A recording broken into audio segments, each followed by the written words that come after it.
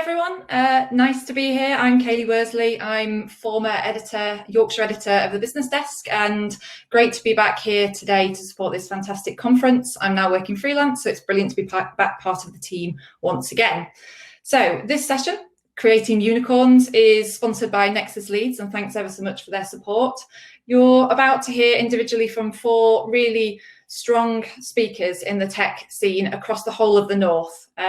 They'll each explore various strengths and opportunities that they see within this diverse and vibrant tech scene that we have in the North. We'll discuss some opportunities, maybe some challenges, and actually I think we're incredibly lucky across the whole of the North to have such a plethora of tech leaders and tech organisations who are really leading the way to secure and nurture fast growth in a time of economic and tech disruption. So it's great to have their snapshot today into their world. It's an important and a growing and a fast moving industry. And actually one of the sessions earlier was talking about how unicorns are quite often the top of the pyramid, and with them bring along a lot of opportunities for others to follow in their footsteps. So it's going to be great to explore what that looks like for our speakers today. So in terms of the speakers we have upcoming, we've got Dr. Martin Stow. He's director at Nexus Leeds and also MIT REAP team champion for Leeds. We'll then move on to Paul Hallet, who is the co-founder of vet tech company Vet AI. We'll then speak to the Hook Group's chief exec and executive chairman, Matt Moulding, before finishing up the conversation with Furqan Alamgir, who is the chief executive of Hull-based Connexion. We'll then come back for one whole Q&A at the end before we round up. So first of all, I'd like to invite Dr. Martin Stow for our chat upcoming. So Martin, hi there, Martin, how are you? I'm very well, thank you. Good afternoon, Kayley. Good afternoon. And Martin's focus very much is on collaboration and innovation within Leeds and the wider region of the Leeds city region. Yep. And obviously looking wider in your role within that MIT REAP champion. Just first off, Martin, in your view, how well is the North set up in terms of the development of fast growth companies, which have huge potential for our economy? Well, I think the North is actually set up extremely well, actually, to support these fast-growing companies. And I'll talk a little bit more about MIT REAP. But I think if you look at the North, clearly the North has competitive advantages in terms of its assets, its expertise and its skills, mainly across four key growth sectors. That's advanced manufacturing, it's energy, things like carbon capture utilization, health, including life sciences and medical technologies, and digital, including sort of things like data analytics. But I think those world-class strengths really position us well to actually transition the UK into a new economy. And the other thing clearly is our 8 research-intensive universities. And again, just to give you an example, if you look at the universities of Manchester, Leeds and Sheffield, between them, in terms of research income, they ranked #1, and they file 1 out of every 11 patents which is filed by higher education institutes in the UK. So they are really powerful and a fantastic asset for us. I think from a Leeds City region perspective, clearly, we're just going through devolution at the moment, which again is a great opportunity for the Leeds City region and West Yorkshire. £6 million has already been allocated to focus on enterprise and innovation activities as part of the gain share, which again I think is quite significant.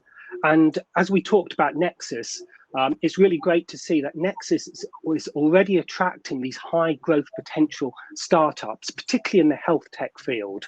And we're attracting companies from the Golden Triangle, so from the south of England, but also we're attracting companies from Canada, Israel and India, particularly setting up subsidiaries in the UK, and they're choosing Nexus and the Leeds City region to do that.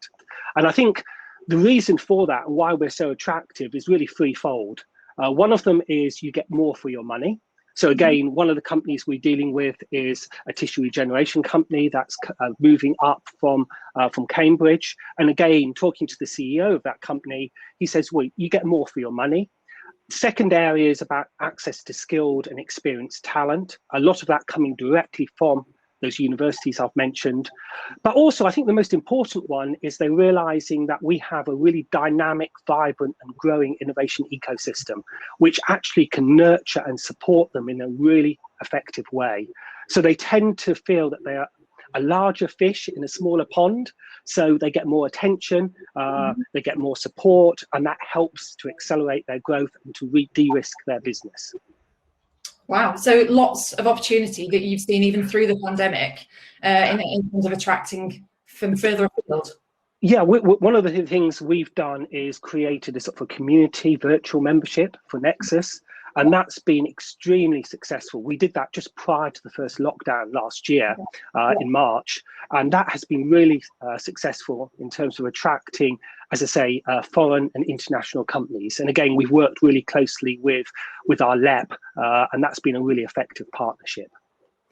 And well, while we're talking about partnership, you know, obviously those partnerships are crucial to driving more into our economy in the north from elsewhere.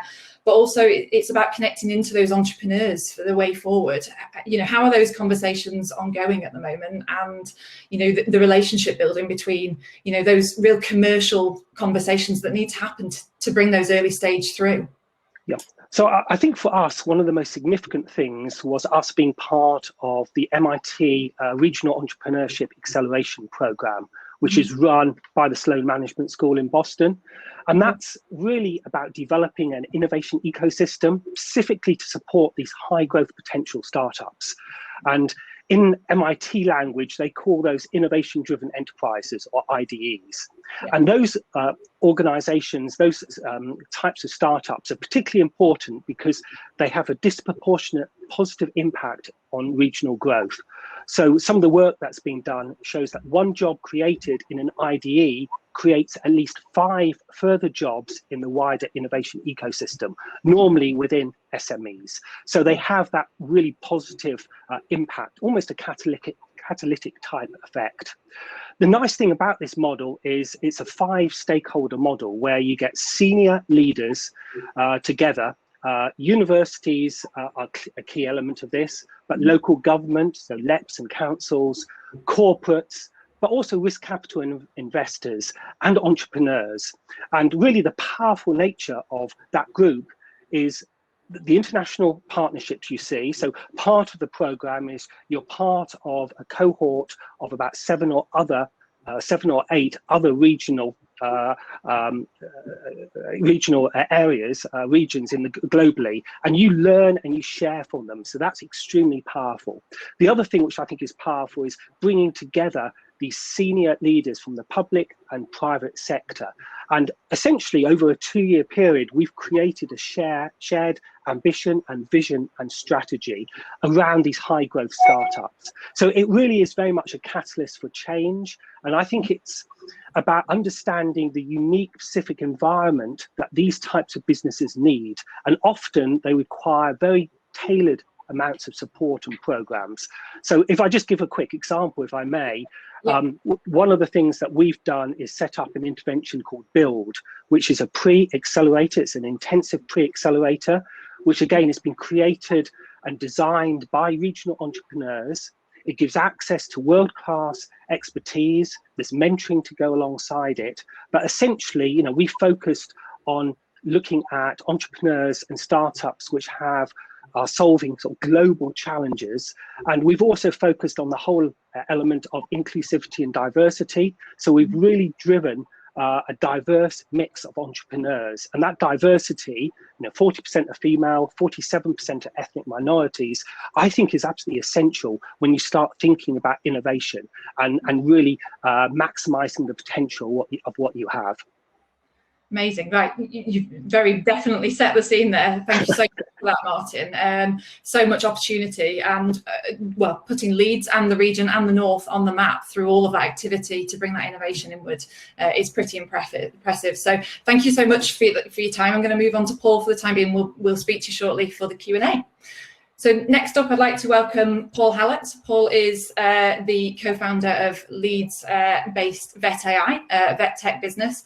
Paul also has extensive board-level experience developing next-generation tech products and has a mission to provide accessible and affordable access to veterinary care for pet owners in the UK through Vet AI. So, Paul, are you able to give us a quick snapshot of your business, please? Yeah, hi, Kayley. Yeah, I can give you a really simple snapshot. We're basically the NHS 111 for pets.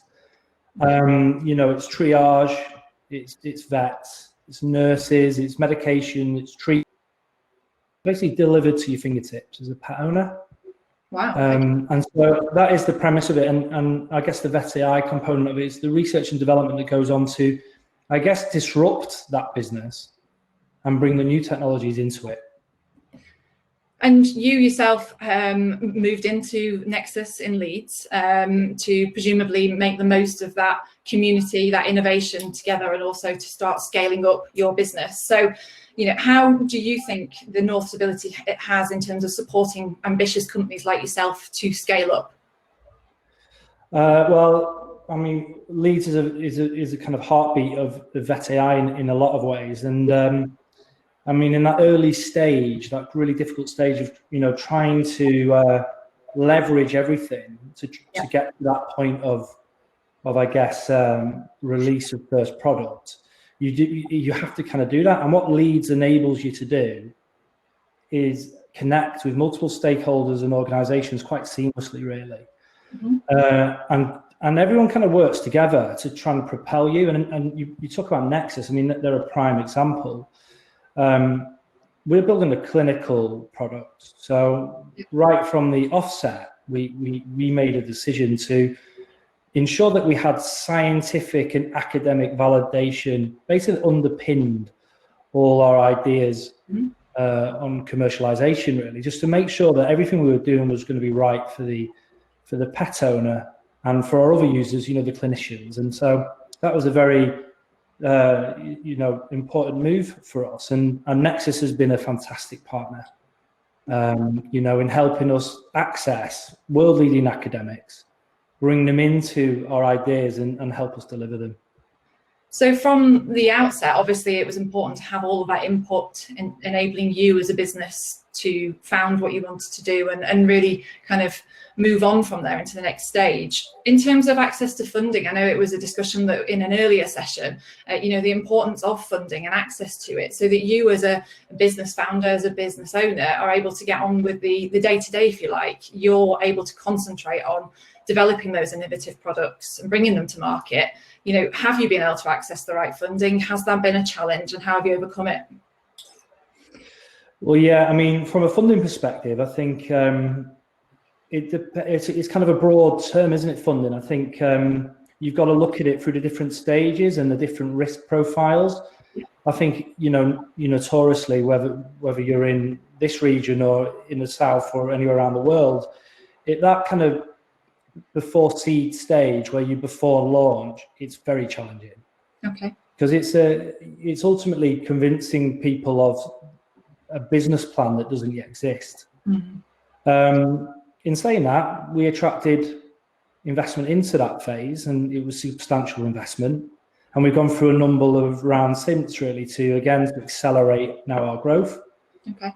And we know there's some great players in Leeds that are supporting startups and bigger businesses right through. So, you know, I think it's growing. It's an area that I think was identified as an area we needed to improve as a region.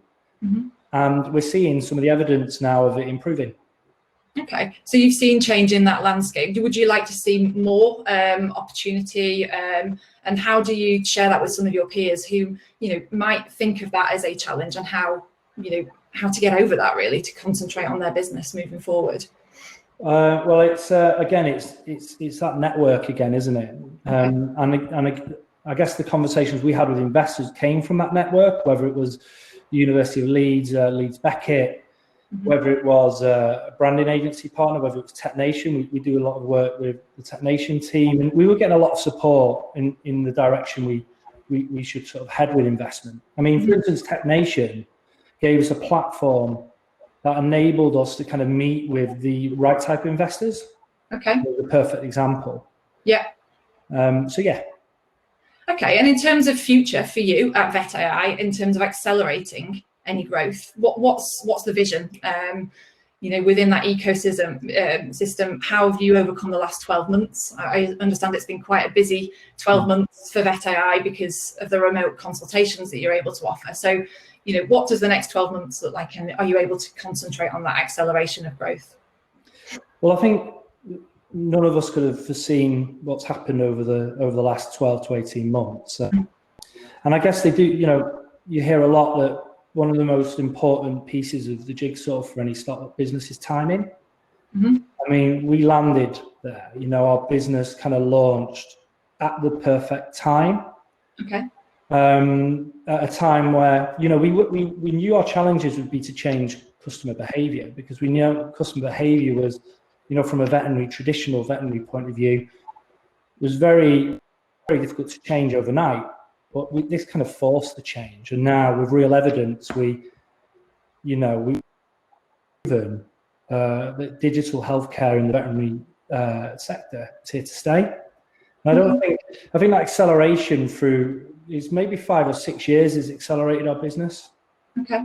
Now, what to your question about what happens next? Well, we need the regulators to learn from what that. And I think that's going to be crucial. We can't kind of go back after all this learning and development and ultimately evidence. We need to move forward as an industry now. Okay, brilliant. So there's plenty of opportunity on the horizon for you, but obviously those challenges are upcoming for others entering the marketplace. But it sounds like a very healthy place to be. It is, yeah. I mean, we've been servicing tens of thousands of pet owners over the last year, tens of thousands, and the outcomes have been really positive for pet owners, but not just pet owners, for the vets and the nurses who have now flexibility built into their lives through technology. Brilliant. So it's really been an enabler for positive change in the veterinary industry. Fantastic. So it sounds like you seized the day, and that's come from the very heart of Yorkshire and the North, which really important to remember in the middle of all of this. So yeah, thank you very much for your time there, Paul. I'm going to move on to our next speaker for the moment, and we'll see you shortly for the Q&A. Thank you very much. Thanks, Paul. And in many ways, our next speaker probably needs very little introduction. So Matt Moulding is to join me next. And Matt is the Chief Exec and Executive Chairman of the Manchester HQ, the Hook Group. Thanks ever so much for your time today, Matt, and for joining us. So Matt founded the Hook Group back in 2004 and has been incredibly instrumental in the phenomenal growth that the company has seen in many years since in terms of its operation. Named a unicorn in 2016, and then in September last year floated. And so the valuation is pretty impressive, to say the least, and it's fantastic to see that happening right here in the North, and for me something very much to be celebrated. So Matt, are you able to just share with us first off what you think has been the difference in being able to make the Hook Group what it is now and that remarkable growth? Yeah, sure. I mean, the reality is at the heart of our business is the technology that we've built, and so when we deal with brands, whether it's for ourselves or for anybody else, we've built this end-to-end technology that allows us to sell brands, take them direct to consumers all over the world. And so that's the real heart of it. And we started that back in 2005, within just a few months of setting the business up. And that's the reality. Out of the 10,000 staff that we have now, the vast majority actually are in a central type role, whether it's in tech itself doing development, or a central marketing role, or even the logistics operations. It's the whole end-to-end piece, and then they work with various brands, and when a brand then works with that technology, then they get the growth. So a lot of the sales numbers that people might read about or see come from the brands, but it's actually what sits behind that really is THG. Okay, that's good. And your vision, what for the growth of the business when you first started out back in 2004, what did you ever plan on it getting to this size and scale, and over the time frame that it has? I mean, look, I'm a big believer that when someone starts a business up, everyone's got a plan, but inevitably that plan will only last a few minutes, and then the gloves are off, and you're trying to do a better idea. and our idea that for the beginning of the business, it had to change all the time, and it even needs to continue to change today. So we were back then, we decided we were going to sell, entertainment direct to consumers. But then along comes Apple with the iPhone, and then so that's now going digital. So you either build a Spotify or hardware, or how is that changing? So we focused on building technology, extending out what we had. And so in terms of your ambition, I think you've always got these great ideas when you set up, otherwise why bother? So super excited when we set up, but then there's just this constant need to completely change the plan. And I believe that's the case all the time. I don't care how big your company is. If you're not constantly changing your plan, then you've probably got a problem coming. And I said in my introduction as well that, big companies like yourself, often termed as the top of the pyramid, if you like, but actually the driver of economic growth is often those clusters of tech. And there's been a real boom in the last few years of unicorn companies in the UK, many of them heading across to the Northwest, which is a fantastic story to tell. But do you feel that kind of you've got that responsibility to thrive and kind of make sure that ecosystem works well and attract and nurture the next unicorns?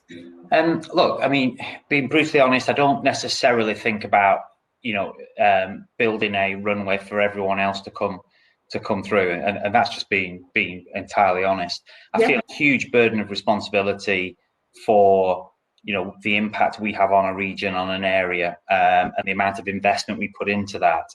Then there's a natural point, if you do that and you do it well, then everyone benefits and everything does benefit around you.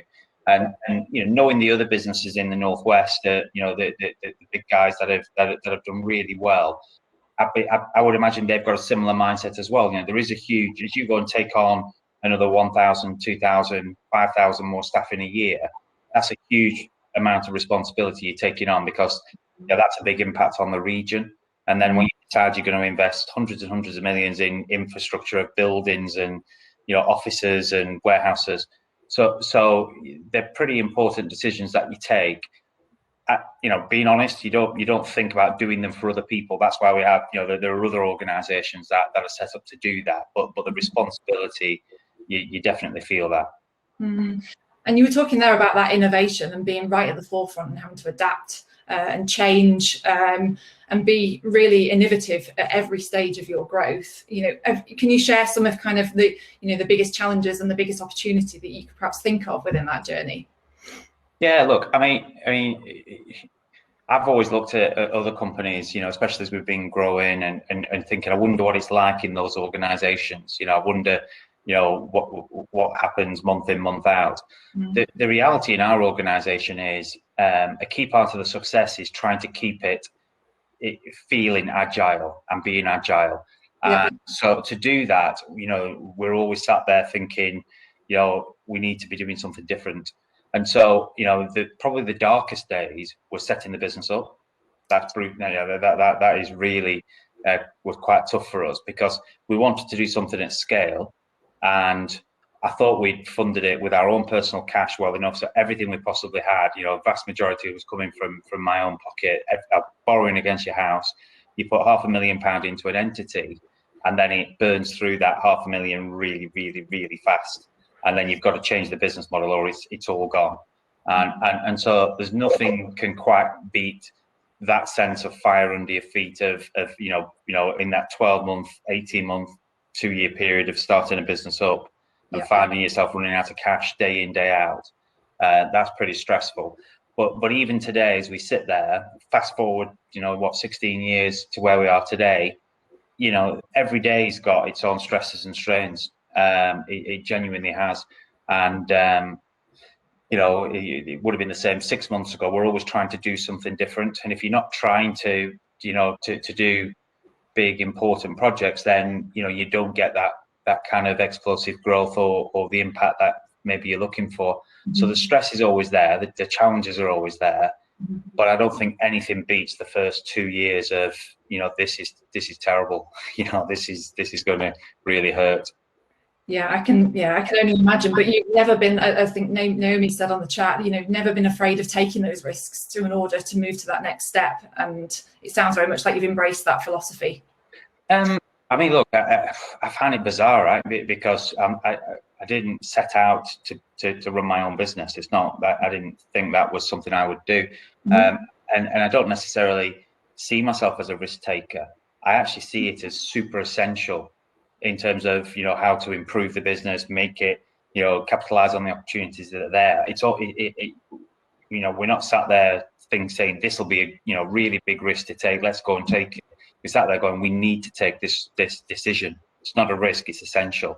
And so there is actually a really different fundamental way of thinking.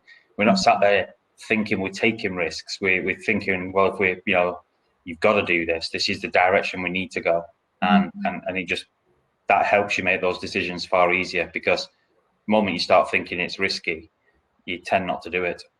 Okay, that's interesting. And one final question before we move on, just around kind of future growth and what that looks like. Obviously, you are very Northwest based, and you've remained true to that story and your foundations as a business. So what's the future ambition? Global kind of scale has already been achieved. Will you very much always have that North improvement, kind of mindset, and why? Yeah, look, I mean, essentially, I'm based in the Northwest, and so I intend to stay in the Northwest. So as a result of that, I enjoy putting the investment in, seeing it flourish.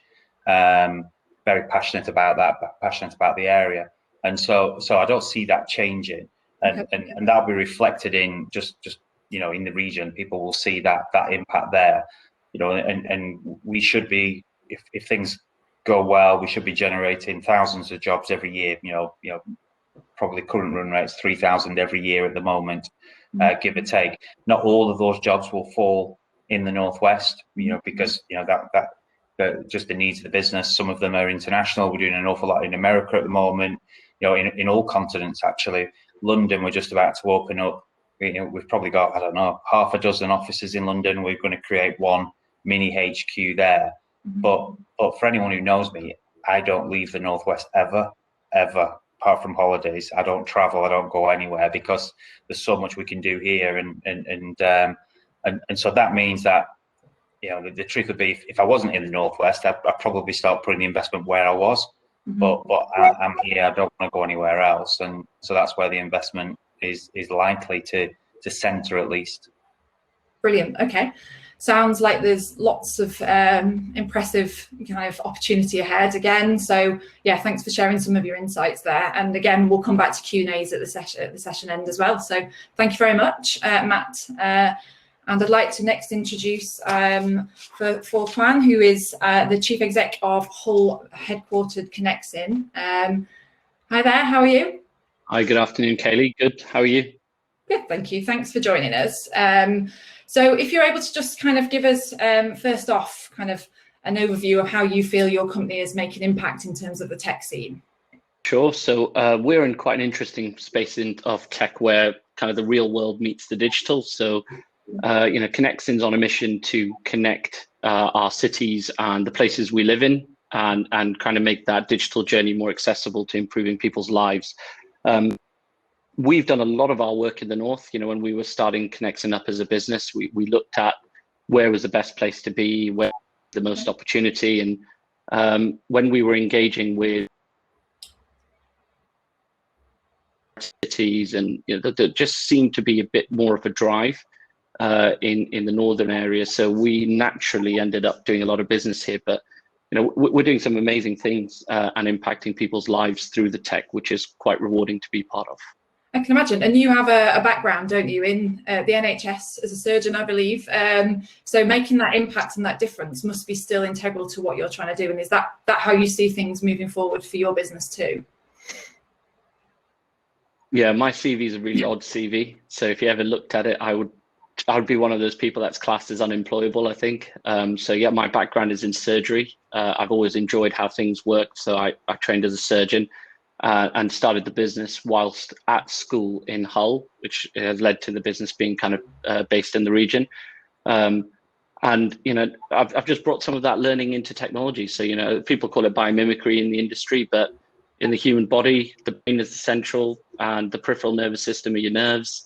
And we're seeing that now in cloud computing and edge computing. So a lot of the learnings that I have through medicine, health, and kind of understanding how things work, I've just reapplied to how cities function, how technology should interact with that. But because my background isn't as a pure technologist, I'm not a computer scientist or an engineer, my approach has very much been one-off.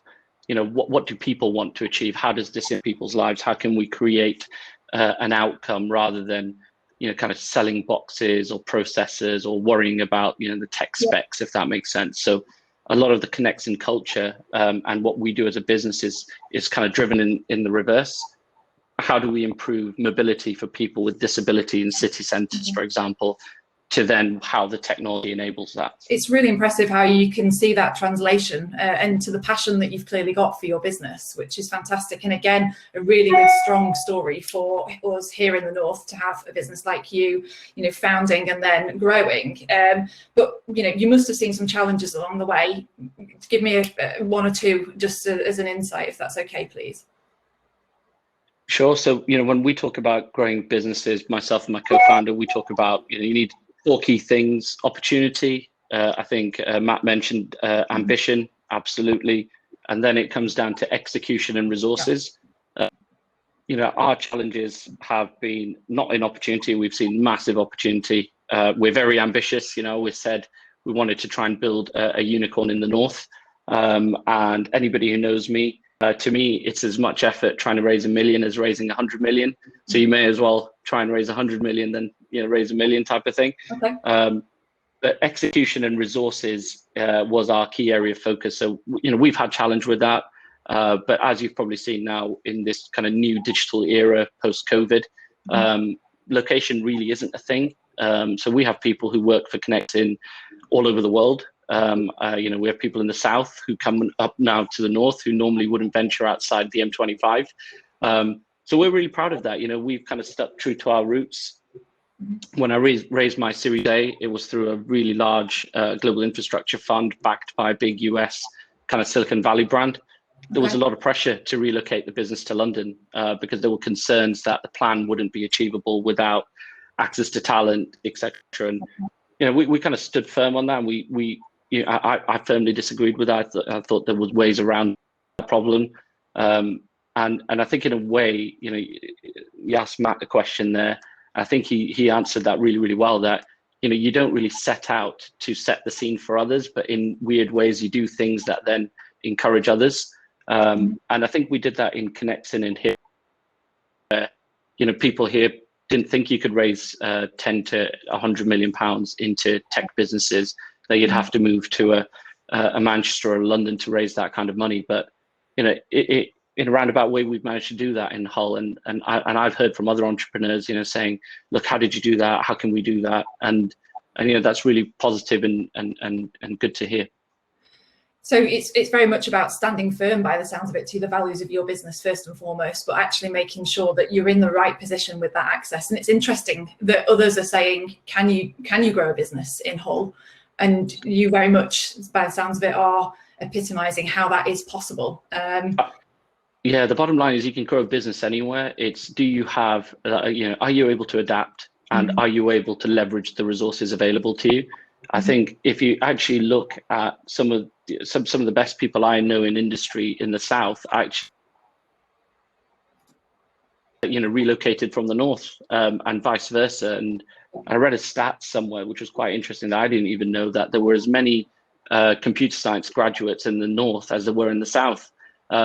So actually, when you talk about resource, I think that's a bit of I think the opportunities are there for people to leverage resource as they see fit. Okay.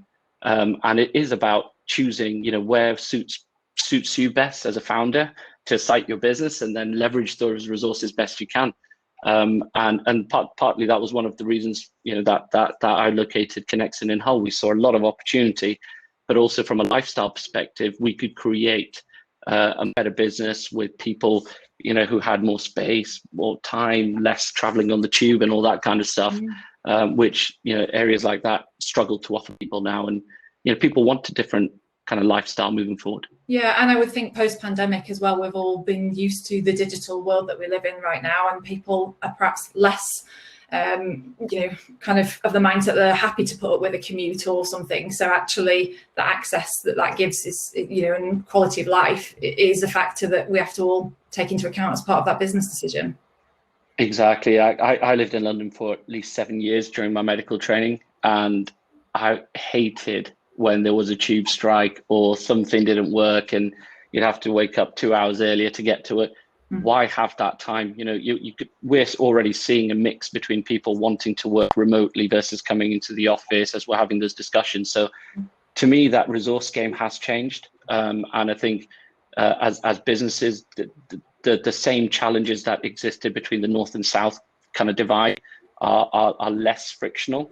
And I think, on the investment side, the investment world is bigger than just the North and the South. Like in the Tech Nation report, there was a stat about the number of international, the amount of international investment was up 50% year on year, comparing 2019 to 2020. So the world is bigger than just kind of the North-South gap there. So I think if you're an ambitious business in the North, you have similar, if not the same opportunity. It's about really understanding your plan and doubling up on it. Yeah, and galvanizing that opportunity. Okay, thanks so much. We're going to open up for the Q&A session, so I'm going to welcome all of our other speakers back. And if anybody in the audience would also like to put a few questions together, we've got until 10 to. So if we just welcome back Martin, Paul, and Matt. Hi all. Thank you for that.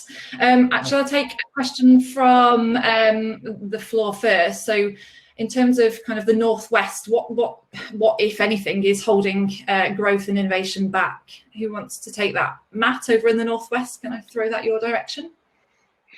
Yeah, sure. In terms of what's holding innovation back, I mean, look, I think versus many other areas, there's very little in the Northwest that I can see that I think is holding things back. We do have one of the best infrastructures around. Manchester especially is fortunate in its position there, but we've got the airport. You can continually invest in infrastructure there and do very well, which really goes in your favour versus, I think, being around London even, because of the difficulty in movement.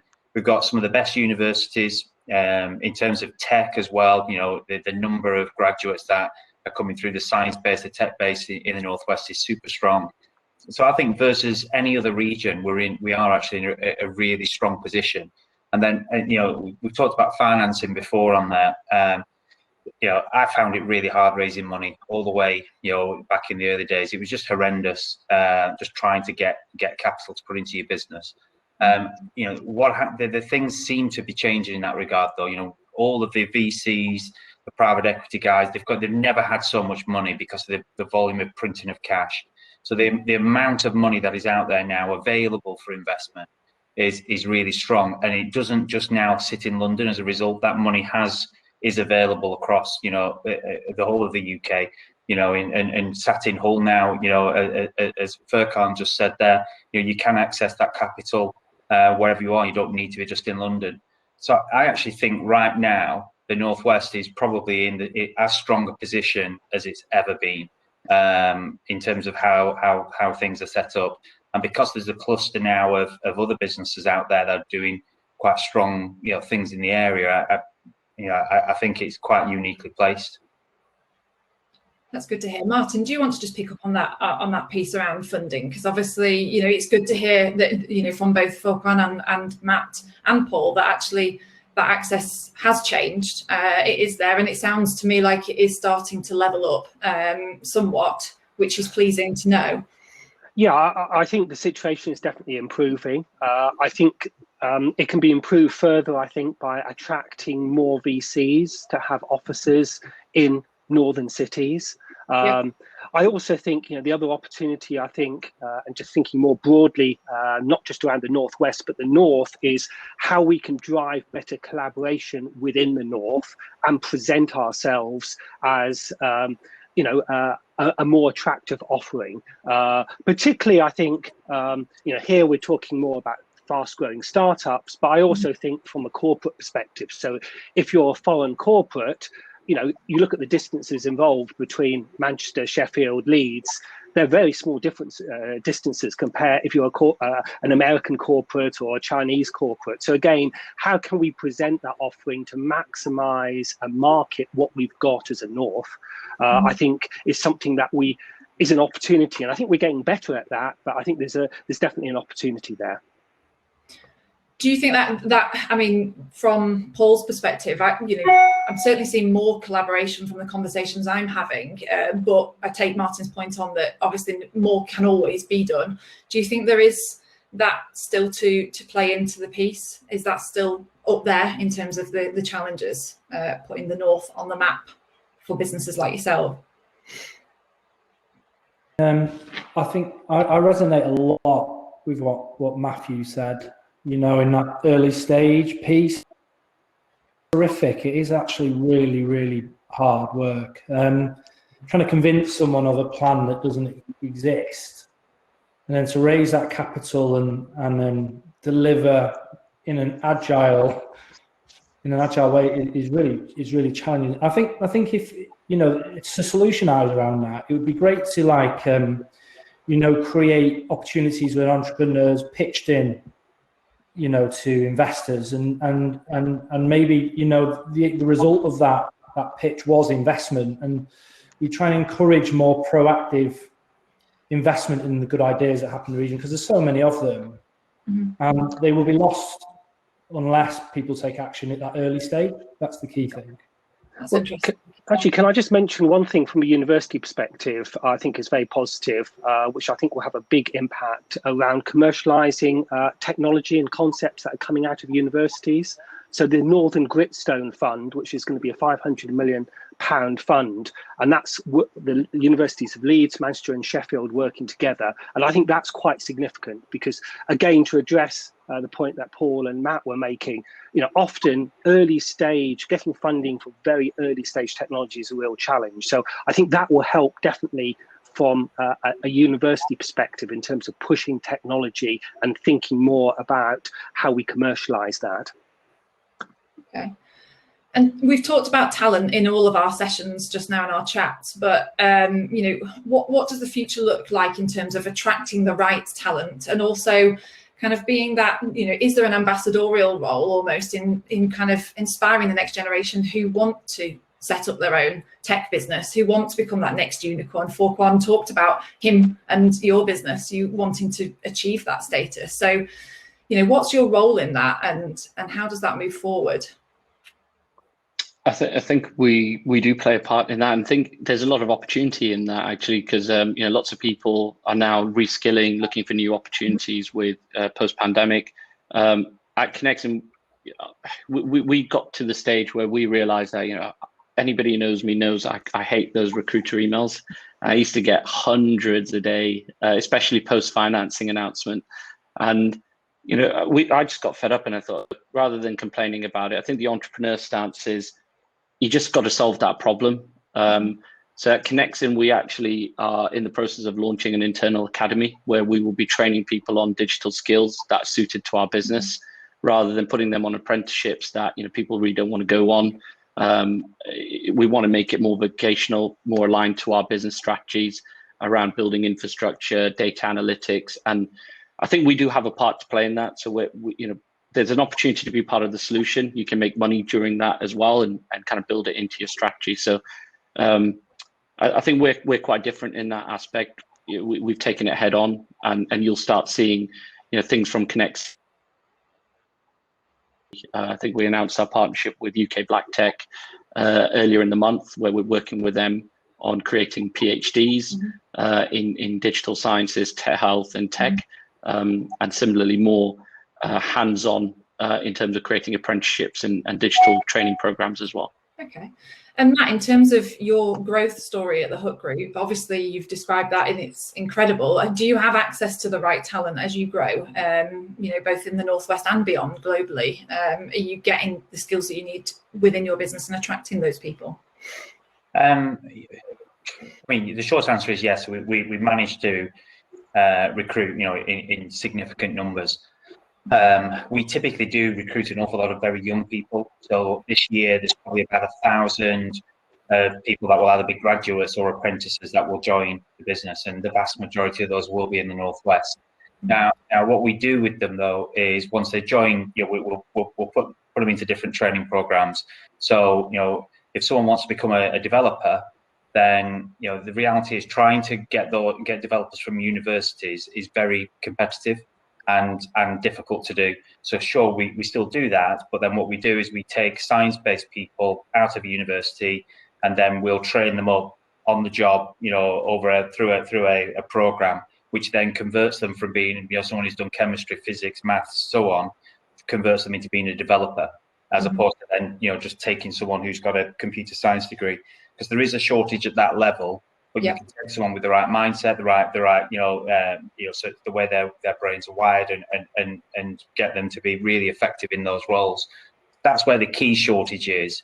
We then obviously have, there's an awful lot of international. The vast majority of our sales are international, and if you do that well, then you need international speakers, people who understand, probably locals. The number of nationalities that we have in our business is quite large. So that can sometimes be a challenge, and then when we get that challenge, we'll then maybe expand more in a territory, but always have some local presence in Manchester. So we deal with pressures in talent that way, really, but training in-house is one of the key ways. Okay. And, there's been a real explosion of tech in the last, 4 or 5 years. Most kind of unicorns set up in the last few years, 12 months, have actually seen the fastest growth ever, which is phenomenal, and maybe accelerated clearly by the pandemic. So the likes of Kazoo and the digital platforms that have come on board. But, moving forward, how do we future-proof tech? Make sure that it has the future that we all want to build those fantastic economies and build on everything that's happened to this date, and make sure that it's a real driver long term. Who wants to take that question? Martin, might be one for you.